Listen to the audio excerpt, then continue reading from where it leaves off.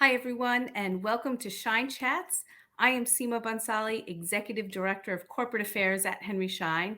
And today I am joined by Debra Fraser-Howze, an esteemed global health leader who, for over 3 decades, has focused on a broad range of health related topics for underrepresented communities regarding teenage pregnancy, social welfare, and HIV and AIDS. Most notably, in the 1980s, she founded the National Black Leadership Commission on AIDS.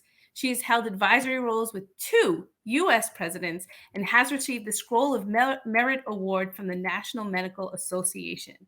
And as if that weren't enough, she recently created and developed Choose Healthy Life, a public health initiative to help drive testing and vaccinations for COVID 19 and increase community awareness around the virus. Deborah, thank you so much for joining us here today. Oh, It is amazing to speak with you. Seema, thank you for having me. Thank you very much. So I have to ask, you've already had an illustrious career. You've done so much, but with all you've accomplished, you've chosen to do choose healthy life now. Why was it important for you to start a new nonprofit at this point? Well, I would like to say I was losing my mind, but I wasn't. I was,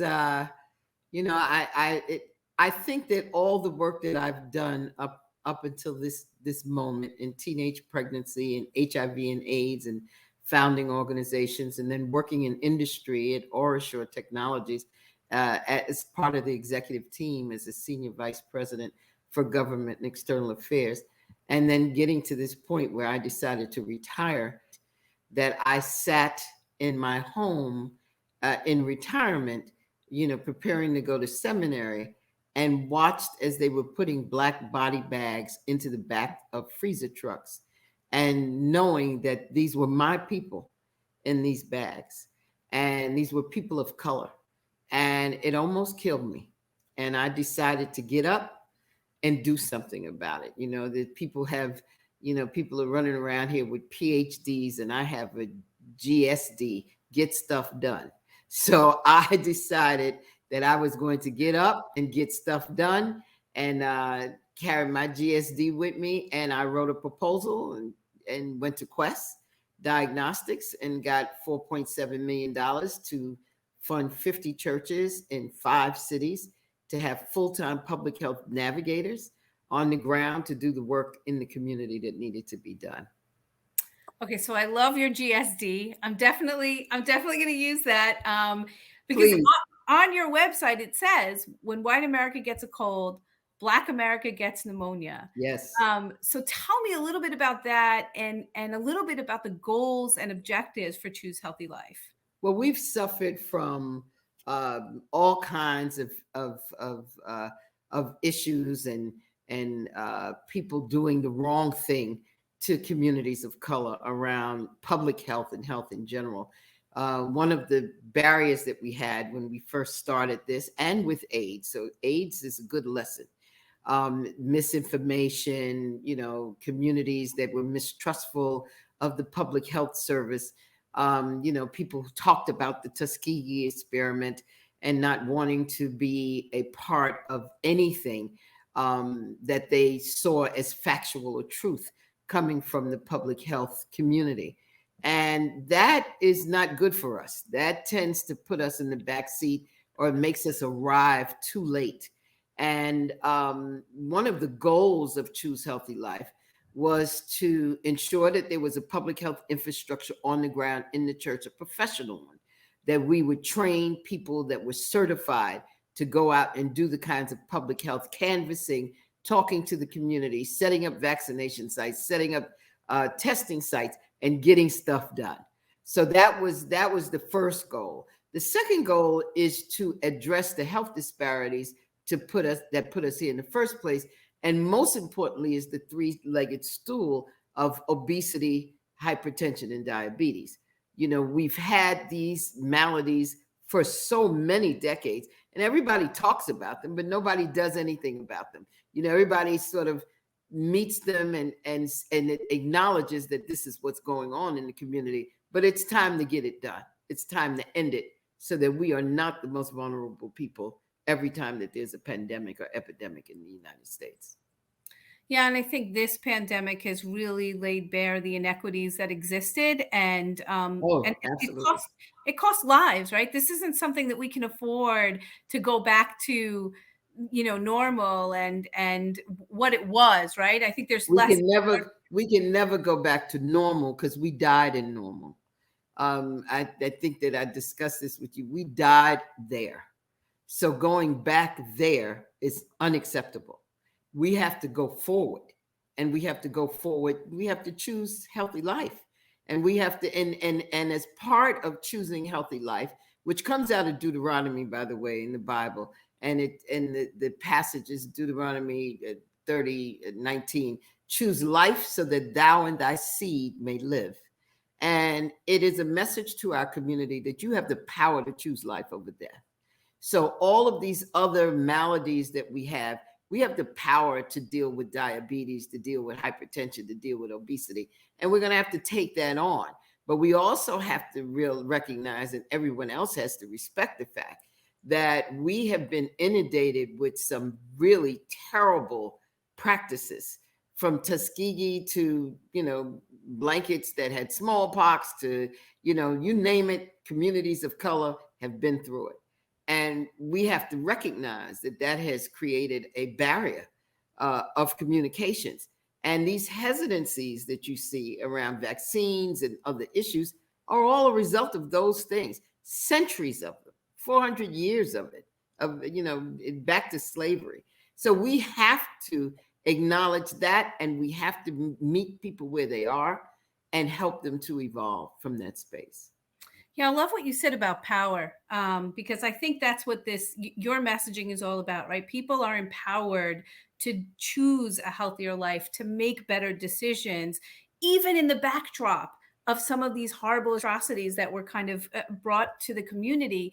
And we're going to have a lot of healthcare providers who are going to listen to this. And what I'd like to ask you is, what kind of power do they have, even if they're not a member of an underrepresented group? What's the power that they bring to helping to drive health equity for everybody? The medical community, the healthcare community, has more power than anybody else in our community. We have a very respectful relationship with our own doctors. We listen to them, we respect them, we understand them. Many of the doctors that all of the doctors I have look like me, but there are a couple that do not. I can't say all, because there are a couple that do not. And I have the same level of respect for all of them, because I respect their expertise and their knowledge base. And as long as they don't hurt me, or do anything or say anything that's wrong, that I know is wrong, that will hurt me, I'm going to continue to respect them. So the first thing that the healthcare community has to do is respect who you're dealing with. Respect that I'm intelligent enough to understand what you're saying to me. So give me the courtesy of explaining to me what might be wrong, what might be right, what I need to do. Give me that courtesy. Let me make informed decisions with you, and help me to understand that, and build trust between me and the rest of the medical community. You're going to send me to a doctor, I come into you, I have high blood pressure, you want me to see a cardiologist. Build trust, make that link, make it okay, make it a safe space. And in doing so, I will always listen to you. No one will be able to tell me anything different. If we had that right now, there would be no vaccine hesitancy, because in the way that we've done this and allowed the church, the Black church, the pastors in the Black church said to the community, go get a vaccination. Now, granted, these were older people who were going to the church, but we vaccinated 45,000 people in months, because the Black clergy told them to go get vaccinated and took the vaccination themselves and said, watch me do it. There's a linkage there. If these trusted messengers that are in the community, if the healthcare community can link with the trusted messengers in the community, we would have many of our problems solved. I think, Henry Schein couldn't agree with you more on the trust of advisors that the healthcare community represents. And we strongly believe that they are an important part of the the vaccine, getting vaccinated and helping people with overcome vaccine hesitancy. Yeah. So they're critical. And, I just want to ask you, in a perfect world for you, what does health equity look like? What does it look like to say we have health equity? It looks like respect.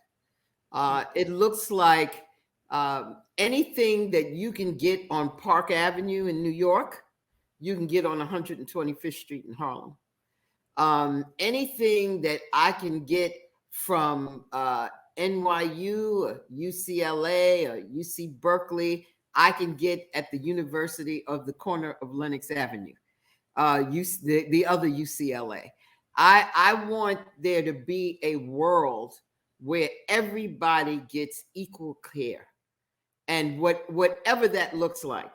If it doesn't matter how much money you have, what your zip code is, if you're in need and there's a remedy for you for that need, it should be addressed. And that's what equity means to me. And it also means that the healthcare community fights for me.